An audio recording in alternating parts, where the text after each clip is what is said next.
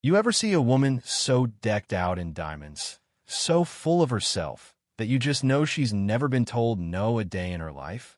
Picture this middle of a jam-packed five-star restaurant. She looks a waitress dead in the eye and calls her trash, like she's swatting at a fly. What she doesn't know, that so-called nobody in the apron is about to flip her world inside out, because she doesn't just serve the food, she owns the whole place. Yeah, that happened. And let me tell you, it was a lesson nobody in that room will ever forget. So, this was a really one of those restaurants where the air hums with quiet money. Every glass catches the light like a star, and the food is so good you forget you're in New York for a second. But for Sophie, the new waitress with the tired eyes and the no-nonsense bun that night, was about more than serving dinner. Sophie, real name Chloe Bennett, was pulling off her own undercover sting operation. At just 32, she'd built a 12-restaurant empire, starting from a tiny cafe and a mountain of college debt. Aurelia was her crown jewel, and something was rotting from the inside. For weeks, the numbers were off, food costs spiking, staff running for the exits, complaints stacking up. Her COO said to call the auditors. Chloe? She decided to grab an apron and get her own hands dirty. The plan: slip in as Sophie the trainee, eyes wide, mouth shut, and find out where the poison was coming from. By her third night, she already had a pretty good idea. The staff hustled, sweat beading on the busboy's brow. The senior waitress Jessica forcing a smile at yet another table of entitled finance brothers. And then there was Alan Harrison, the general manager, suit sharp enough to slice bread, smile stuck on like a bad wig, but never lifting a finger to help unless someone important was watching. Harrison wasn't building a team, was running a fiefdom by fear, and Chloe could feel it pulsing through the whole room. Sophie, he barked, not bothering to hide the sneer. Table 4 needs water. Don't just stand there. She grabbed the pitcher and got moving, taking mental notes. If you want to find the rot, you look where the rats gather in. Sure enough, the night was about to serve up its queen rat on a platinum platter. The door swings open, and you could actually feel the mood shift like cold air before a storm. In walks Madison Vanderbilt, wealthy by birth, venomous by choice, flanked by Tiffany and Brenda, dripping in high fashion and even higher attitudes. She doesn't check in at the hostess stand, she announces herself, throws her coat at the hostess like she's invisible, and demands the best table in the house. When she doesn't get it right away, she drops her husband's name like a bomb. Do you know who my husband is? Robert Vanderbilt. He could buy this whole block. You could see Sarah, the poor hostess, just shrink a little smaller with every word. This was the moment for Alan Harrison to show his colors. A real manager would back up his staff, stick to the reservation book, keep the regulars happy. Harrison? He caved so fast you'd think Madison signed his paychecks. He booted a loyal customer for the Vanderbilt crew, humiliating Sarah right in front of everyone. That's when Chloe felt the cold burn in her stomach. This wasn't just bad management. It was cowardice with a fancy title. And, as luck would have it, Harrison sat Madison and her entourage in Sophie's section. Jessica would be their main server, and Sophie was just there to trail along. Madison eyed Chloe up and down like she'd stepped in something foul. A trainee? Great. Don't trip on your way to get my sparkling water, honey. The meal was a masterclass in petty cruelty, sending back the water because it looked flat, trash-talking the service loud enough for other tables to hear, and later making a scene over a perfectly fine $500 bottle of Cabernet. When Madison called the wine corked, Jessica, who actually knew her stuff, stood her ground politely. But Madison, oh, she wanted blood. Are you calling me a liar? Get me the manager.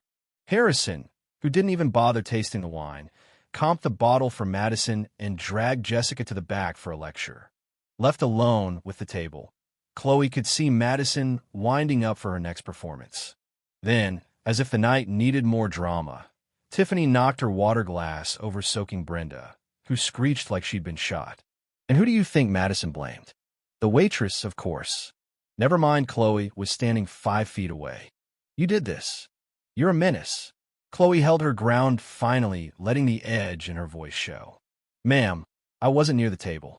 You can check the cameras.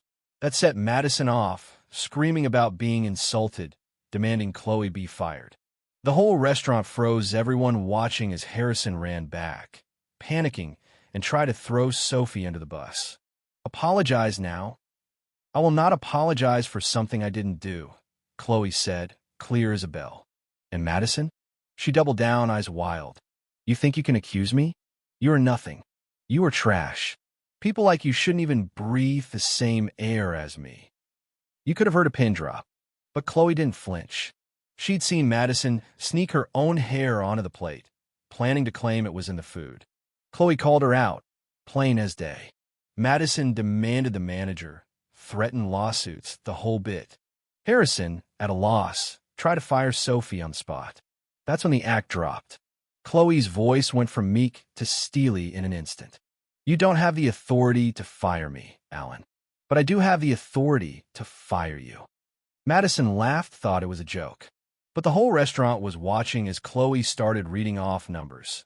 Turnover rates, food costs, comps of the Vanderbilts, every shady deal Harrison had pulled.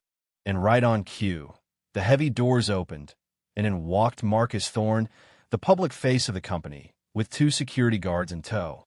It was the real audit in real time. Marcus laid out the facts: Harrison's cooked books, comped meals for his buddies, theft dressed up as VIP marketing. Harrison tried to grovel, but it was too late. "You are terminated for gross misconduct, willful mismanagement, and felony theft." Security escorted him through the dining room, past every employee he'd ever bullied, past every patron who'd seen him suck up to Madison. He left, broken, out the back door he'd always told the staff to use.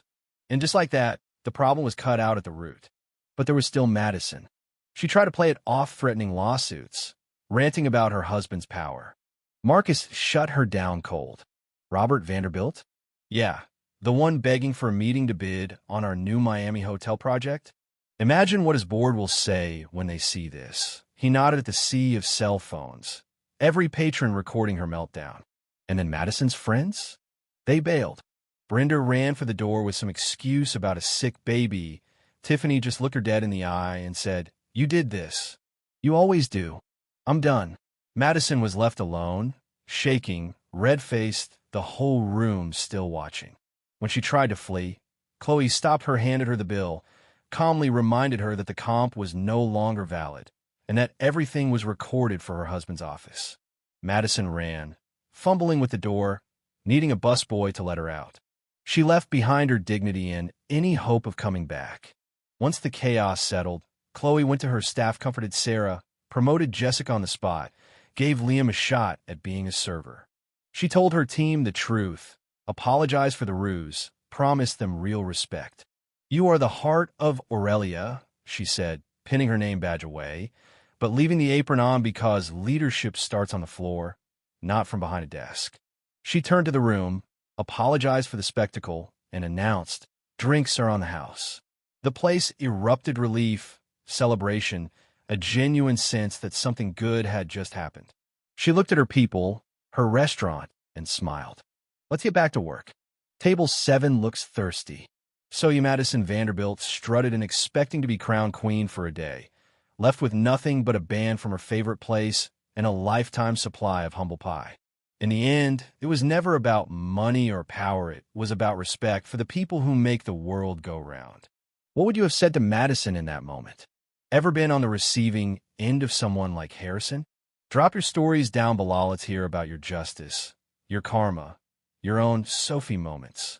If you want more tales of real-life drama and sweet revenge, you know what to do. Hit that like, share this with someone who needs it, and don't forget to subscribe.